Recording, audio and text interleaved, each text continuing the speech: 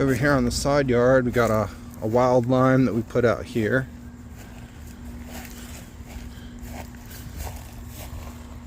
The homeowner added some prickly pear. I'm not sure if that's a native or what species, but this is another saltbush, Baccharis halmifolia, the regular saltbush. Another button sage, more tropical sage. We've got lots of sunshine mimosa and porterweed filling in gaps that's kind of difficult to see because it's still establishing. We've got a snowberry. We've got some blue sage, salvia azurea. We just added these to fill this space in a little bit more. This is Liatris gracilis, or graceful blazing star, getting ready to bust with blooms. Marlberry, marlberry, marlberry. More button sage. This is a Yopon holly, Ilex vomitoria. Wildflower bed, I talked about this portion earlier. And over here we added a lot of keystone coneflowers that like a little more shade. This far south, echinacea, purpurea, purple coneflower, Rudbeckia fulgida, orange coneflower. These are both keystones, but I can't recall exactly which species they are without seeing the flowers, because they're fairly new to me. This is probably prairie coneflower here and there. I think those are prairie coneflower, Ratidiba pinnata. This is Asclepias tuberosa of R. rolfsii, the Central Florida ecotype of butterfly weed.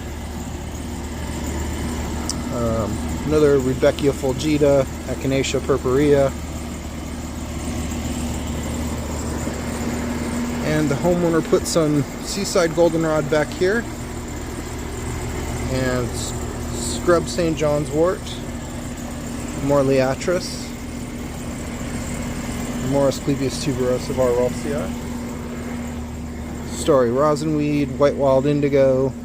This is a sugar hackberry tree that was existing here already, that the homeowner adopted from me a while ago. It's just gotten large and lovely. Can't wait to see what that does. False rosemary, lanceleaf tickseed, Leavenworth's tickseed, the dwarf sable palm. This is a row of Simpson stopper, spaced about 3 feet apart, so eventually this will form a nice big privacy hedge to separate the property line and give a visual barrier. Lanceleaf tickseed, more blue sage, busting with blooms. Liatris getting ready to explode with blooms. You know, and again, these have only been in the ground a month. You should see what they do when they've been in the ground a year. And we will come back and show you. Over here we have another white stopper, Eugenia alba, which is the only stopper that's vouchered or historically native in Pinellas County. But it is the one that smells like cannabis flowers, just when it's baking in the sun.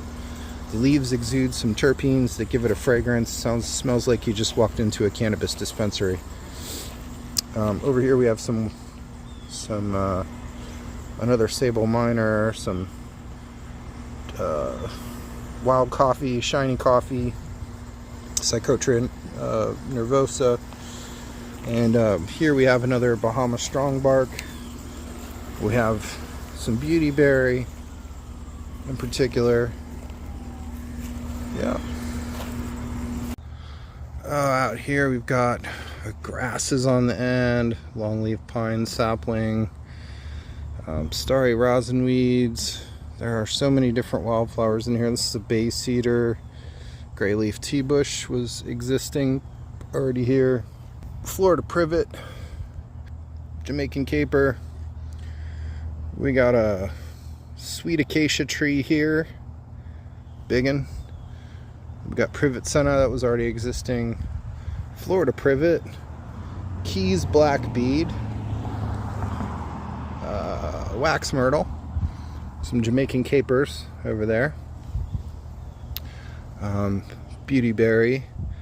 There's a serviceberry behind there. It's an itty bitty 1 gallon sapling though. Kind of hard to see without getting close up, but yeah, serviceberry. And we added some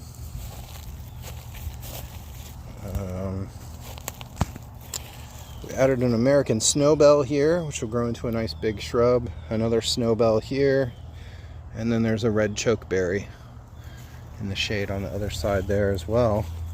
Yellow necklace pod. We've got some Chapman's goldenrod already going to seed. That'll be spreading itself around here real soon. Some partridge pea, more necklace pod, silk grass, Florida green eyes, liatris. Gosh, aren't they so cute?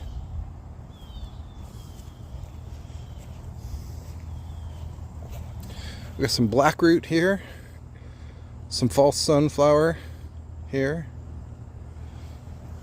some more silk grass. We got lanceleaf tickseed here, more false sunflower, I believe. Some butterfly sage, Veronia globosa, South Florida endangered species, gets about 8 feet tall. Some fiddlewood. Here was an existing green buttonwood we kind of just planted around. More lanceleaf tickseed. This was a flatwood sunflower. Not sure if that's going to make it or not, but still hanging in there. We added some spotted bee balm.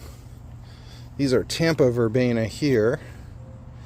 These were itty bitty little 4-inch potted sprouts when I planted them. And then this is Cape Sable thoroughwort, which is an endangered species that I just kind of impulse bought while I was out shopping during this project and figured, let's stick them here. More fiddlewood. Over here's the spectacular wildflower garden. Just loaded up with keystones.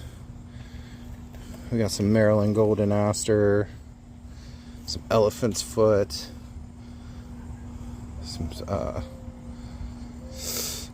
Rudbeckia mollis, I believe. Some liatris, goldenrod, Chapman's goldenrod, starry rosinweed, cutleaf coneflowers, Salvia azurea blue sage, more cutleaf coneflower that didn't get enough water.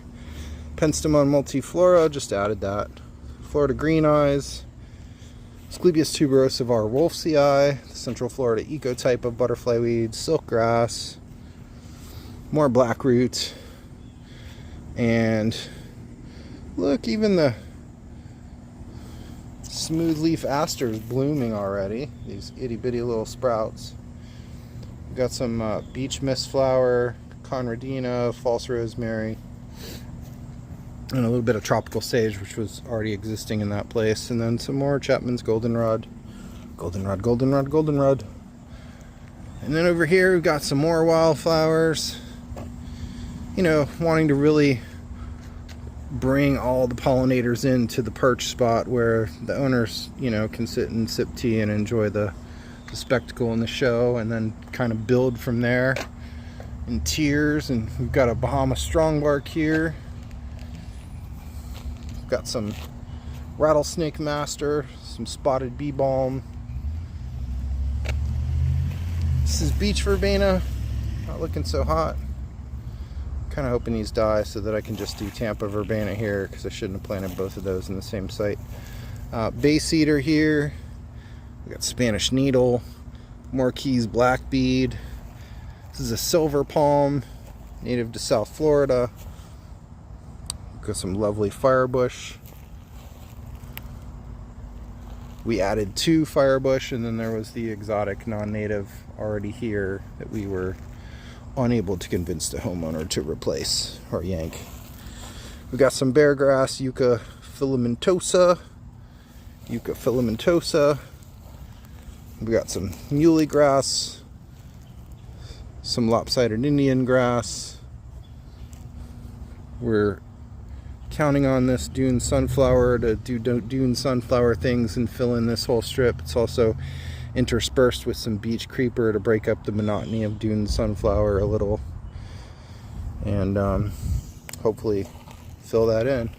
Got a nice false indigo here, big 6 foot tall specimen. That's going to be lovely next year. We got some love grass, some Elliott's love grass.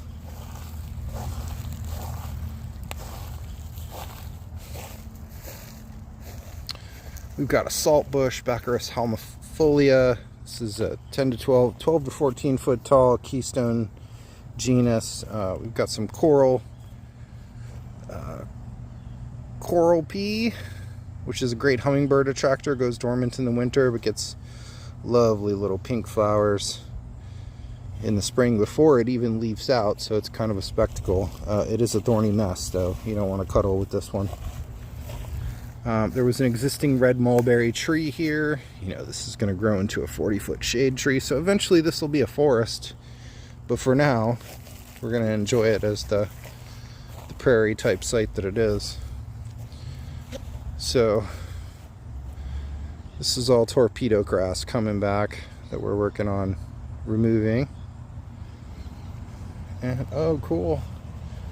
We figured out the fiddlewood here is a female. It's got some berries on it.